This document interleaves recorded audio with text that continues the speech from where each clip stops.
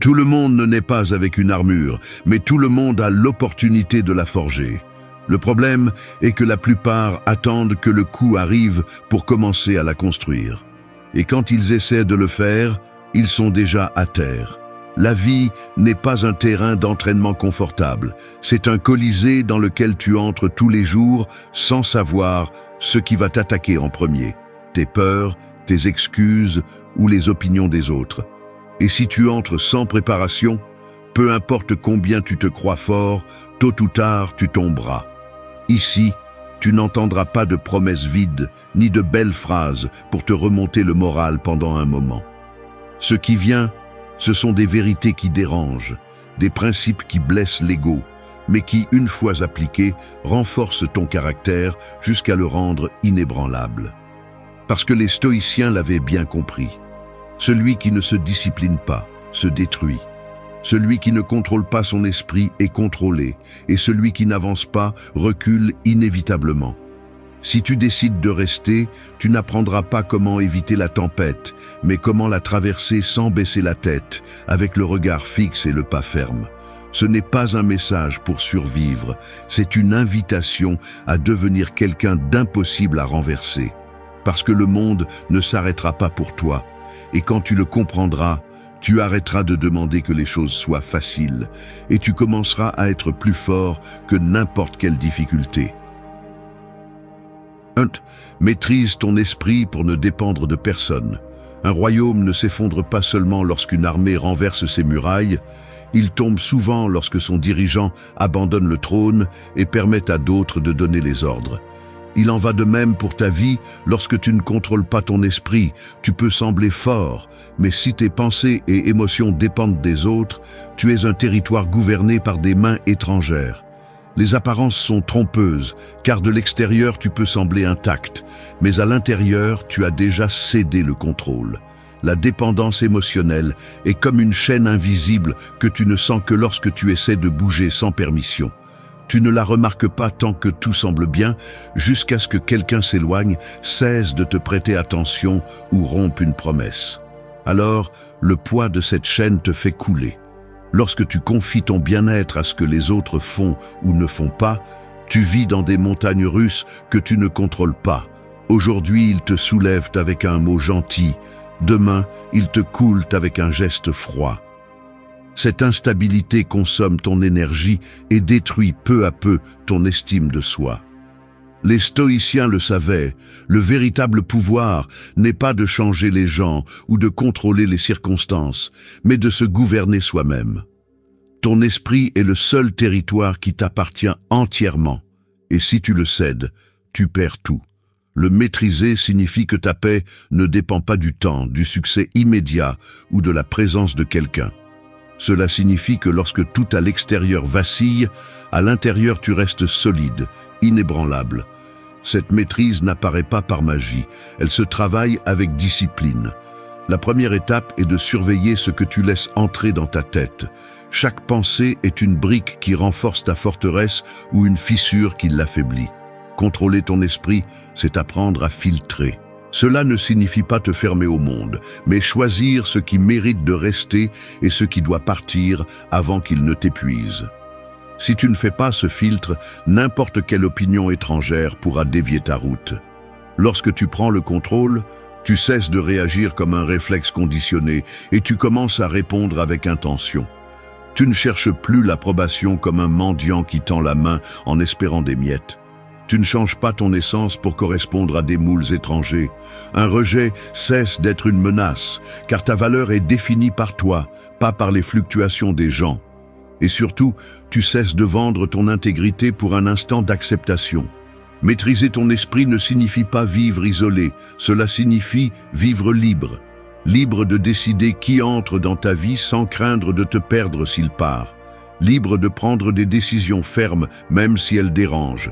Libre d'avancer sans attendre la permission.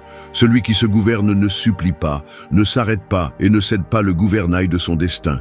Si tu n'entraînes pas ton esprit, quelqu'un d'autre le fera pour son propre bénéfice. Et c'est la pire des esclavages, celui qui ne se voit pas mais qui contrôle tout ce que tu es. C'est pourquoi assieds-toi sur ton trône et prends les commandes. Ce n'est que lorsque tu seras souverain de ton intérieur que tu seras le maître absolu de ta vie, et rien ni personne ne pourra te prendre ce qui compte vraiment. 2. Forge une paix que personne ne peut te voler. Certains pensent que la force se mesure à la hauteur de ton cri, à la rapidité de ta réponse ou à ton aptitude à t'imposer dans une discussion. En réalité, la véritable force réside dans celui qui peut garder son calme alors que tout autour de lui tente de le lui arracher. La paix intérieure n'est pas un luxe pour les temps tranquilles. C'est un bouclier dont tu as besoin les jours les plus durs.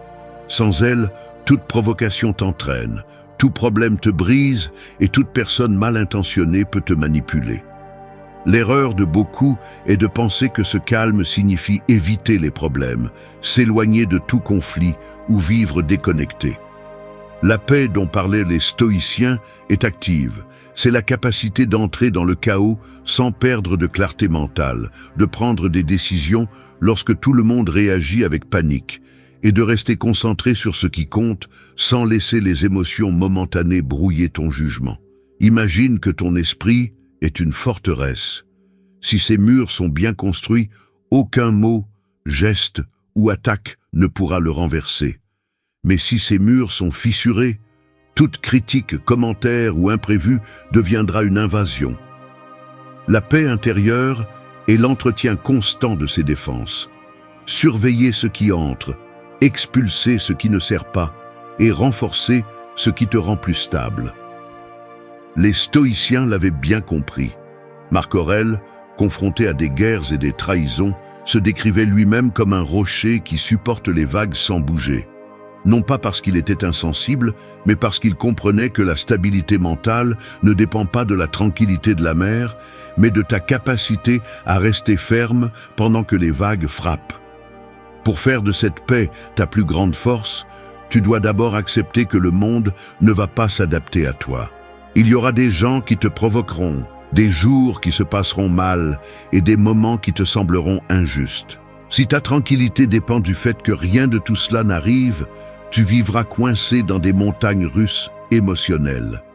La solution n'est pas d'éviter la tempête, mais d'apprendre à marcher sous elle sans perdre le rythme. En pratique, cela signifie apprendre à faire une pause avant de réagir, écouter sans avoir besoin de répondre immédiatement, et décider à partir de la logique et non de l'impulsion. Cela signifie aussi arrêter de dépenser de l'énergie dans des batailles qui ne changent rien et ne pas absorber des problèmes qui ne sont pas les tiens. Chaque fois que tu choisis de rester serein plutôt que d'exploser, tu renforces ta muraille intérieure. Celui qui y parvient n'a pas besoin de fuir les défis. Il affronte les difficultés sans se fatiguer inutilement, ne donne pas son attention à des distractions qui cherchent seulement à le déstabiliser et ne se laisse pas entraîner par les émotions des autres. Son calme n'est pas une faiblesse, c'est du contrôle. Dans un monde où tout le monde réagit à la moindre étincelle, celui qui conserve la paix a l'avantage. Parce que tandis que les autres se consument dans le bruit, lui continue d'avancer avec l'esprit clair et l'objectif intact. 3. Construis ta vie avec discipline, pas avec des excuses. Chaque matin, tu as deux chemins, avancer ou inventer une raison pour rester où tu es. Il n'y a pas de pointe intermédiaire. La discipline consiste à choisir d'avancer, même lorsque ton corps demande du repos et que ton esprit cherche des excuses pour procrastiner. C'est la différence entre construire quelque chose qui dure et passer les années à parler de ce que tu feras un jour. Les excuses sont confortables parce qu'elles ne te demandent rien aujourd'hui, mais demain elles te coûtent cher. Elles te convainquent que tu as encore du temps, qu'il ne se passe rien si tu le laisses pour plus tard. Et le pire, c'est qu'elles se répètent jusqu'à ce que cela devienne ta façon de vivre. Les stoïciens l'ont bien compris. Il n'y a pas de moment parfait pour agir, seulement le moment présent. Et si tu le gaspilles, il ne revient pas. La discipline ne concerne pas les grands gestes, mais les petites décisions répétées avec constance. C'est tenir ce que tu as dit même lorsque la motivation disparaît. C'est te présenter même si personne ne le remarque. C'est travailler sans avoir besoin d'applaudissements, parce que tu comprends que la récompense n'est pas l'approbation des autres, mais la personne que tu deviens en tenant ta parole. Vivre d'excuses est comme construire une maison sur du sable. Au début, cela semble stable, mais une tempête suffit pour tout faire s'écrouler. En revanche, la discipline est le fondement solide qui supporte les jours difficiles, les critiques et les échecs. Ce n'est pas une garantie que tout ira bien, mais c'est la garantie que quoi qu'il arrive, tu continueras à avancer. En pratique, cela signifie établir des habitudes claires, éliminer les distractions et prendre le contrôle de ton temps. Tu n'attends pas de te sentir prêt, tu agis et tu te prépares en cours de route. Tu acceptes qu'il y aura des jours inconfortables, que la paresse apparaîtra, mais tu choisis de continuer, parce que tu comprends que chaque fois que tu cèdes à une excuse, tu renforces l'identité de quelqu'un qui ne tient pas ses engagements. Et chaque fois que tu choisis la discipline, tu renforces l'identité de quelqu'un qui se respecte assez pour ne pas rompre sa parole. Les stoïciens ne voyaient pas la discipline comme un fardeau, mais comme une liberté. Liberté de ne pas dépendre des circonstances, de la motivation passagère ou de l'approbation des autres. Quand tu es discipliné, ton progrès ne dépend pas de si le monde est en ta faveur, mais de ton engagement envers toi-même. Rompre avec les excuses exige une honnêteté brutale. Cela signifie reconnaître quand tu évites le travail et quand tu es vraiment épuisé.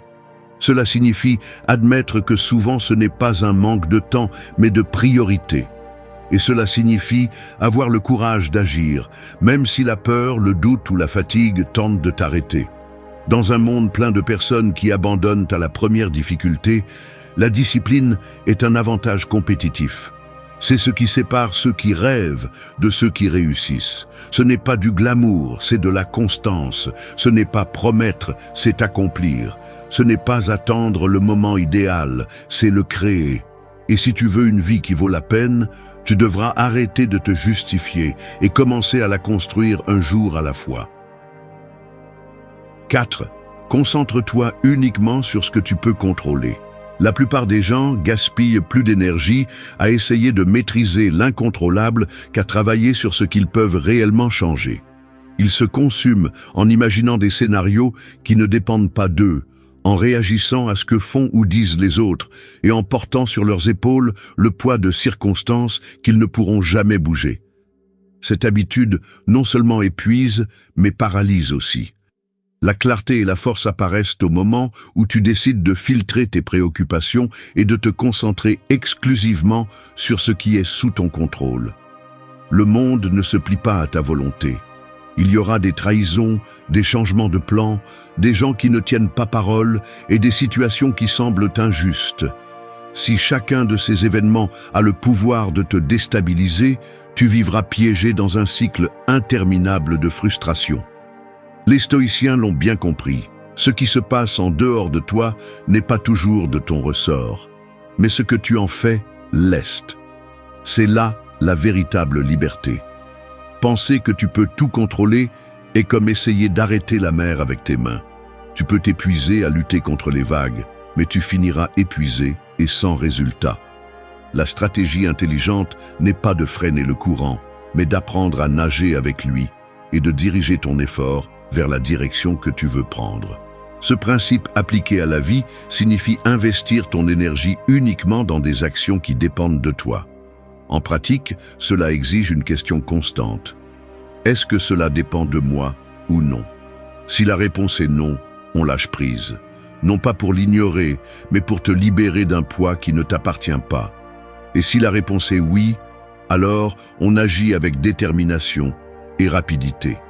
Cette approche ne te rend pas passif, elle te rend sélectif. La différence est que chaque mouvement a un but réel et n'est pas gaspillé dans des batailles inutiles. Marc Aurèle a gouverné un empire en crise, et pourtant il ne passait pas ses journées à maudire le destin ou à exiger que tout soit comme il le voulait. Il utilisait son temps pour préparer ses troupes, renforcer ses villes, prendre des décisions stratégiques et maintenir le moral élevé. Tout le reste, il l'acceptait sans résistance, parce qu'il comprenait que son contrôle avait une limite et que la franchir signifiait seulement perdre de la force. Vivre de cette manière exige de l'humilité et de la discipline. L'humilité pour reconnaître que tu n'es pas le centre de l'univers et qu'il y a des forces plus grandes que toi, et la discipline pour ne pas te laisser entraîner par le désir de tout contrôler.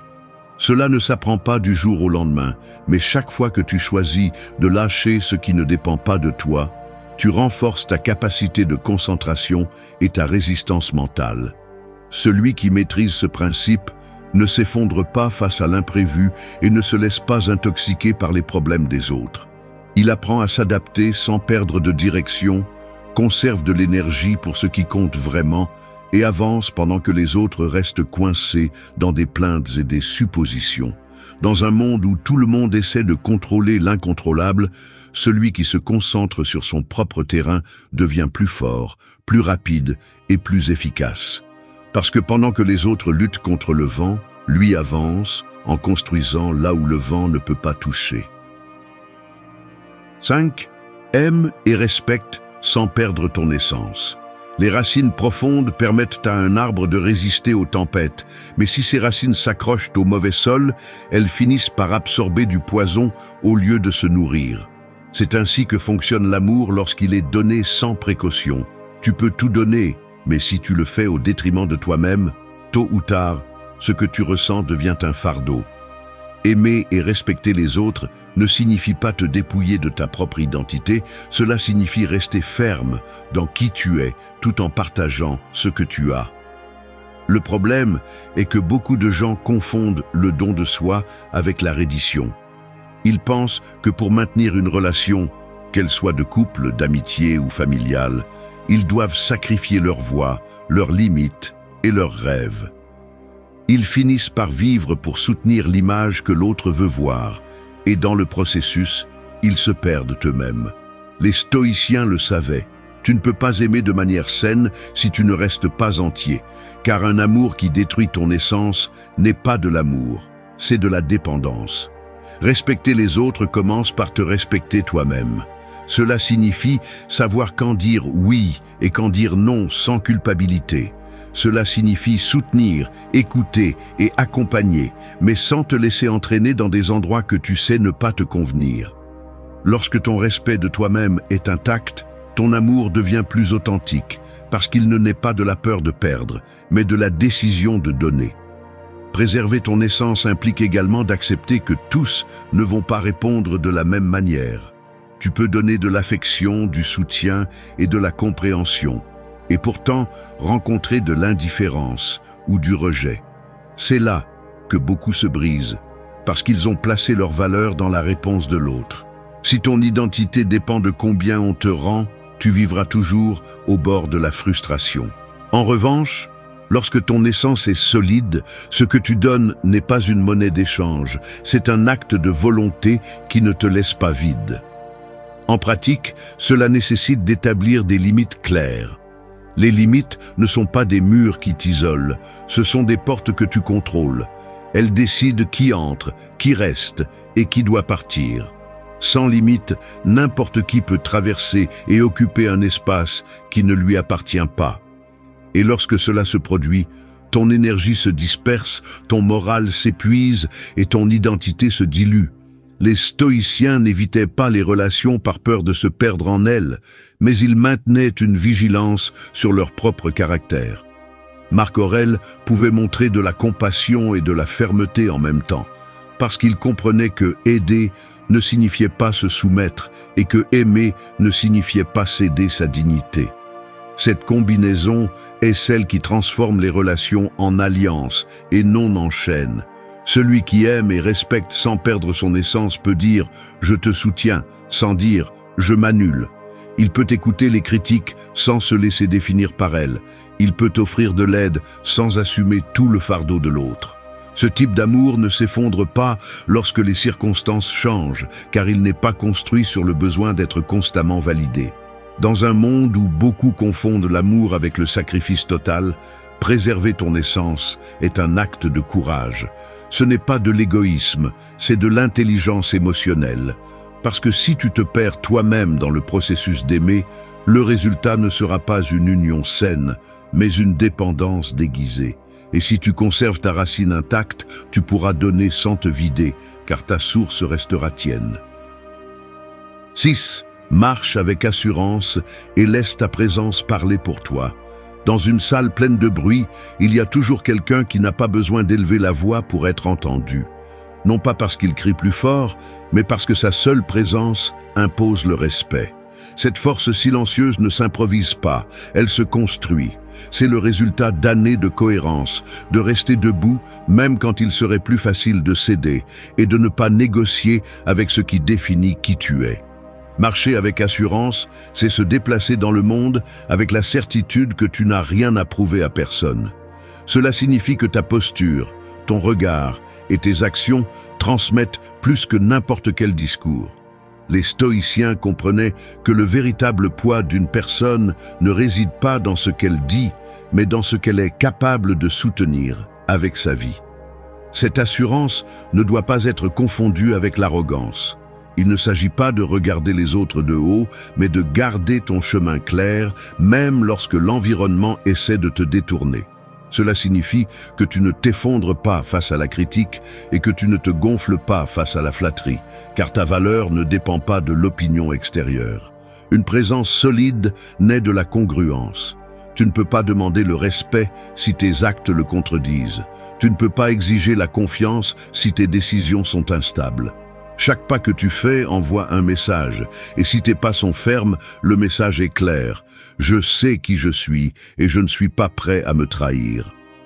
En pratique, cela implique de traiter chaque interaction comme une opportunité de renforcer ton caractère. Parler quand c'est nécessaire, se taire quand tes actions peuvent en dire plus. Tenir tes promesses, même les petites, parce que les gens remarquent quand tes paroles ont du poids. Établir des limites claires, non pas pour éloigner tout le monde, mais pour protéger le terrain sur lequel tu restes fort. Les stoïciens cultivaient cette présence à travers la discipline quotidienne. Marc Aurèle n'imposait pas le respect seulement par son titre, mais par son exemple. Sa vie montrait que le véritable pouvoir n'a pas besoin de crier pour être entendu. Cette force silencieuse se gagne avec chaque décision que tu prends en privé, car la façon dont tu te conduis quand personne ne te voit est celle qui te permet de marcher la tête haute quand tout le monde te regarde. Marcher avec assurance signifie aussi résister à la tentation de réagir impulsivement. Dans un monde où beaucoup cherchent à provoquer, ta capacité à garder ton calme est un signe de maîtrise personnelle. Ce n'est pas que tu ne ressens pas de colère ou de frustration, c'est que tu ne permets pas à ces émotions de t'entraîner dans des comportements qui contredisent tes principes. Une présence forte est inconfortable pour ceux qui vivent d'apparence, car ils ne peuvent pas manipuler celui qui n'a pas besoin de leur approbation. C'est pourquoi, lorsque tu marches avec assurance, certains essaieront inévitablement de te minimiser ou de tester ton caractère. C'est là que ta constance devient ta meilleure défense. Tu n'as pas besoin de te justifier, ta façon de vivre est déjà ton argument. Dans un monde qui récompense le bruit et l'immédiat, la véritable autorité appartient à ceux qui peuvent entrer dans n'importe quel espace et être reconnus sans avoir à s'annoncer. C'est cette force qui laisse une trace, celle qui ne dépend pas du volume de ta voix, mais de la solidité de ton chemin. Parce qu'au final, peu importe combien de mots tu dis, si tes pas sont fermes, ta présence parlera pour toi bien plus que tu ne pourrais le dire. 7. Transforme chaque pas en une avancée vers vos objectifs. Chaque aube est une opportunité pour vous rapprocher de ce que vous voulez ou pour vous en éloigner. Il n'y a pas de juste milieu. Soit vous construisez, soit vous vous épuisez. La différence entre ceux qui arrivent et ceux qui restent derrière ne réside pas dans la vitesse, mais dans la direction. Vous pouvez marcher lentement, mais si chaque pas est aligné avec votre objectif, vous y arriverez. En revanche, si vous marchez rapidement dans la mauvaise direction, tout ce que vous réussirez à faire, c'est de vous perdre davantage. Le problème est que beaucoup de gens confondent activité et progrès. Ils remplissent leur journée de tâches, d'engagement et de distraction, se sentant productifs, mais sans vraiment se rapprocher de ce qui compte. C'est comme ramer sans lâcher l'ancre. Tout cet effort reste au même endroit. Les stoïciens comprenaient que le temps est la ressource la plus précieuse et que le gaspiller en actions sans but est aussi destructeur que de ne rien faire. Transformer chaque pas en une réelle avancée exige d'avoir une carte claire. Il ne suffit pas de dire « je veux améliorer ma vie » car cela n'indique pas de direction. Vous devez définir exactement où vous vous dirigez, ce que signifie pour vous atteindre cet objectif et quelles actions concrètes vous y mèneront. Plus votre destination sera claire, plus il sera facile d'éviter les chemins qui vous éloignent. Cela nécessite également de la constance. Il ne sert à rien de donner un grand coup de pouce aujourd'hui et de vous arrêter demain. Le progrès se construit avec des pas réguliers, même lorsqu'il n'y a pas de résultats visibles. Cette constance est ce qui sépare ceux qui rêvent de ceux qui réussissent. Les résultats ne sont pas toujours visibles immédiatement, mais chaque action correcte est un investissement qui portera ses fruits tôt ou tard. Pour appliquer ce principe, vous devez apprendre à filtrer. Demandez-vous avant d'agir, cela me rapproche-t-il ou m'éloigne-t-il de mon objectif? Si cela ne vous rapproche pas, éliminez-le ou réduisez-le. Cela ne signifie pas vivre dans un état de rigidité absolue, mais de prioriser ce qui compte vraiment. Dans la vie, tout a un coût, et chaque heure que vous investissez dans quelque chose d'irrélevant est une heure que vous ne consacrez pas à ce qui compte vraiment. Les stoïciens savaient que l'avancement ne se mesure pas seulement par le mouvement physique, mais par la qualité des décisions. Marc Aurèle, avec tout un empire à sa charge, savait que chaque décision devait contribuer au bien-être général, et non seulement à résoudre des problèmes momentanés. Cette approche à long terme est celle que nous devons appliquer à nos propres objectifs. Penser au-delà de la satisfaction immédiate et agir avec l'objectif final en vue. La tentation de dévier sera toujours là. Il y aura des distractions, des raccourcis et des moments où il semblera plus facile d'abandonner. C'est là qu'intervient la force mentale. Se rappeler pourquoi vous avez commencé et rester ferme, même si le chemin est long. Chaque pas doit avoir une intention. Même lorsque les circonstances ne sont pas idéales, l'avancement est possible si vous ajustez le rythme et la stratégie sans perdre de vue l'objectif. Au final, la différence entre avancer et simplement bouger réside dans votre approche. Celui qui comprend cela transforme son temps en progrès réel et son énergie en résultats concrets. Chaque jour devient une pièce de construction et non un gaspillage d'efforts. Et lorsque vous regardez en arrière, vous voyez un chemin cohérent et non un labyrinthe de pas sans sens. Parce que progresser n'est pas une question de chance, c'est une décision que vous prenez à chaque pas que vous faites. 8. Vis sans craindre le regret. L'horloge ne s'arrête pas pour te donner le temps de décider. Chaque seconde qui passe devient du passé et chaque décision que tu repousses est une opportunité qui ne revient pas. Le regret n'apparaît pas soudainement. Il s'accumule comme la poussière sur un objet oublié, jour après jour, jusqu'à ce qu'un jour, tu le vois couvert et tu te rends compte de tout ce que tu as cessé de faire. Vivre sans craindre le regret ne signifie pas agir de manière imprudente. Cela signifie comprendre que l'indécision et l'inaction sont des formes silencieuses d'abandon. Les stoïciens le savaient. Ce que tu ne fais pas aujourd'hui, tu ne pourras peut-être pas le faire demain. Et le plus douloureux n'est pas d'échouer, mais de regarder en arrière et de réaliser que tu n'as jamais essayé. La peur du regret se déguise souvent en prudence. Tu te dis que ce n'est pas encore le moment ou que tu as besoin de plus de préparation. Mais au fond de toi, tu sais que c'est de la peur. Peur d'échouer, d'être jugé, de découvrir que ce n'est pas aussi facile que tu l'imaginais. Cette peur devient une ancre qui te lie à un endroit que tu ne veux pas, mais dont tu ne bouges pas. Vivre avec la conscience stoïcienne implique d'agir en sachant que tu n'as pas le contrôle total sur le résultat, mais bien sur l'action. Ce que tu décides de faire aujourd'hui est la seule chose qui t'appartient vraiment. Ce que tu laisses pour plus tard n'est plus à toi. Tu n'as pas besoin de garantie pour bouger, juste la certitude que tu le fais avec intention et cohérence. En pratique, cela signifie prendre des décisions avec courage et assumer les conséquences sans te lamenter sur ce qui n'est pas entre tes mains. Cela signifie arrêter d'attendre des conditions parfaites et commencer à créer les conditions avec ce que tu as. Parfois, avancer implique des risques, mais rester immobile apporte toujours le plus grand risque, la certitude de ne pas avoir essayé. Les stoïciens enseignaient à ne pas craindre l'échec parce qu'ils comprenaient que l'apprentissage est aussi une forme de victoire. Marc Aurèle, face à des décisions qui pouvaient changer le cours d'un empire, ne paralysait pas son action en attendant une sécurité inexistante. Il décidait avec les meilleures informations qu'il avait à ce moment-là et acceptait ensuite ce qui venait, sans se consumer en lamentations inutiles. Pour vivre sans craindre le regret, tu dois aussi accepter que tu ne pourras pas tout faire. Ce n'est pas une excuse pour ne pas agir, mais un appel à prioriser. Quand tu sais que le temps est limité, tu choisis avec plus de soin où tu mets ton énergie.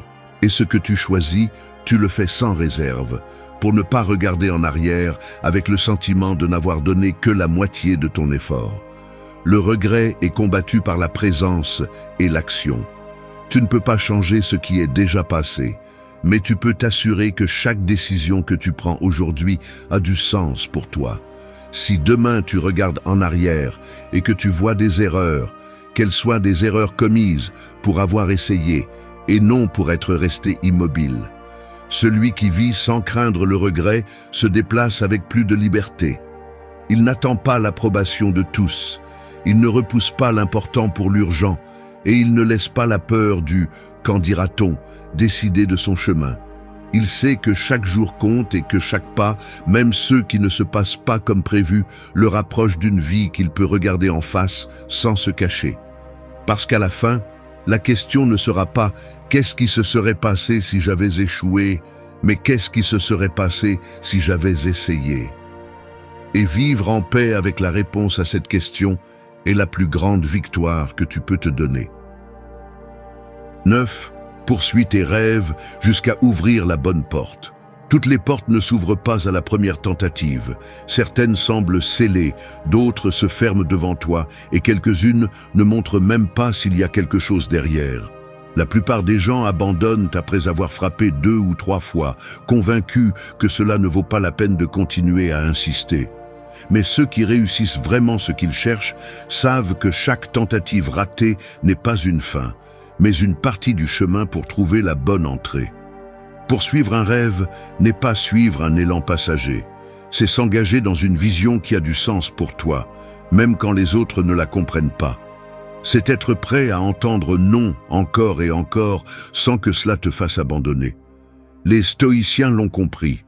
La constance n'est pas un acte de foi aveugle, mais la décision consciente de continuer à agir tout en adaptant ta stratégie jusqu'à ce que tu trouves l'opportunité qui s'aligne avec ta préparation.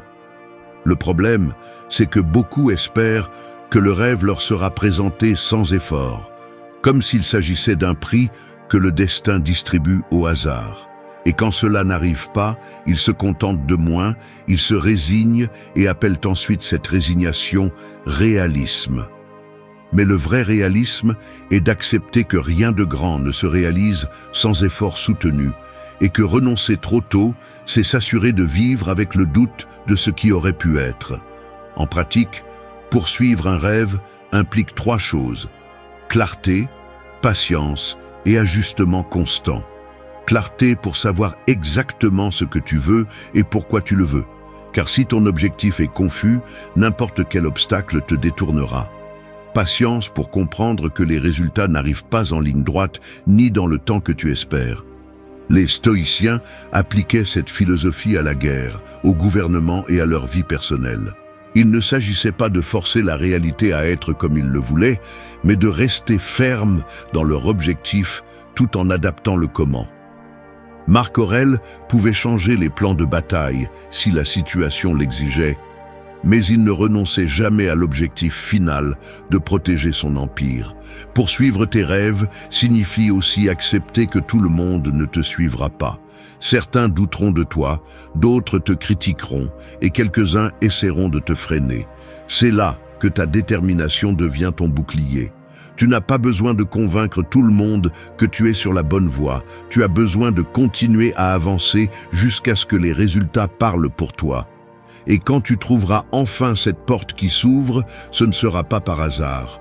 Ce sera parce que tes pas, tes ajustements et ta résistance t'ont mené exactement là. Le succès ne se sentira pas comme un coup de chance, mais comme la conséquence naturelle de ne pas t'être arrêté. En conclusion, rappelle-toi ceci. Les bonnes portes sont rarement ouvertes au début. Si tu abandonnes à la première tentative, tu te condamnes à rester dans le couloir, à écouter les autres entrer. Mais si tu décides de continuer à frapper, à chercher et à t'adapter, viendra le moment où non seulement une porte s'ouvrira, mais tu te rendras compte que tout ce que tu as vécu auparavant t'a préparé à la franchir la tête haute. Ne reste pas les mains vides par peur du rejet. Poursuis tes rêves jusqu'à ce qu'il n'y ait aucun doute que tu as fait tout ce qui était en ton pouvoir. Parce qu'à la fin, la seule chose pire que d'échouer est de ne pas avoir osé essayer. C'est le message que tu dois retenir. La vie récompense ceux qui insistent, pas ceux qui attendent. Merci d'être resté jusqu'à la fin de la vidéo. Si vous avez tout vu, commentez « Je suis stoïcien » comme notre signe secret, indiquant que vous êtes un véritable apprenant du stoïcisme. N'oubliez pas de vous abonner et de liker la vidéo si elle vous a plu. Rendez-vous dans la prochaine vidéo et rappelez-vous, continuez à cultiver votre esprit stoïque.